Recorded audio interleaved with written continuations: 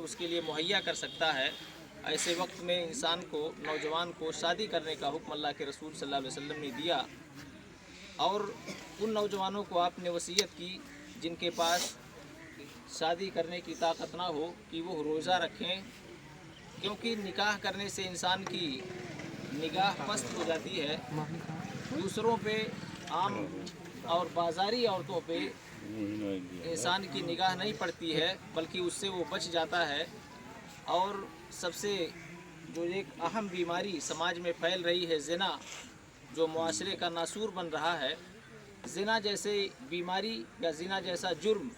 जो इंसानियत के लिए ख़तरनाक है, आदमी अगर निकाह कर ले तो ज़िना से भी बच जाएगा, उसकी निगाह भी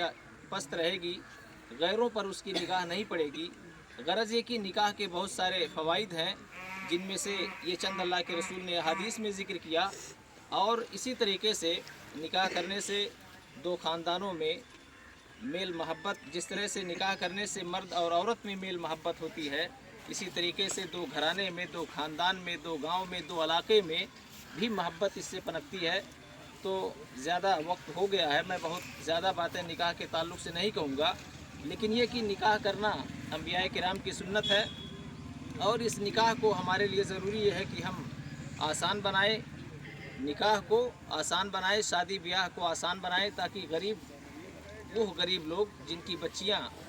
घरों में माल की कमी की वजह से उनके घर वाले उनकी शादियां नहीं कर पा रहे हैं, अगर हम निकाह को आसान बना दें तो इंशाअल्लाह ज़रूर वो लोग भी अपनी बच्चियों की शादी कर सकते हैं। इसलिए मेरी गुजारिश ये है पूरे मुआशरे और समाज के लोगों से कि हम लोग निकाह को आसान बनाएं और दुआ करें कि अल्लाह रब्बुल आलमीन इस रिश्ते को जो आज होने वाला है इसको पायदार बनाए और दोनों लोगों के दिलों में उनकी मोहब्बत रखे, और इसको अल्लाह रब्बुल आलमीन आखिरत में भी इनको एक साथ इकट्ठा जन्नत में भी इकट्ठा रखे। आखिर में यही दुआ करते हुए मैं अल्लाह रब्बुल आलमीन से कहूँगा, इलाहुल आलमीन तो हम सब को जब तक दुनिया के अंदर ज़िंदा रख, दीन इस्लाम पर ज़िंदा रख, इलाहुल आलमीन हमें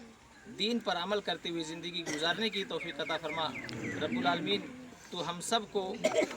अपने सीधे रास्ते पर, सिराते मुस्तकीम पर चला। अक़ूलु क़ौली हाज़ा व अस्तग़फ़िरुल्लाह ली व लकुम व लिसाइरिल मुस्लिमीन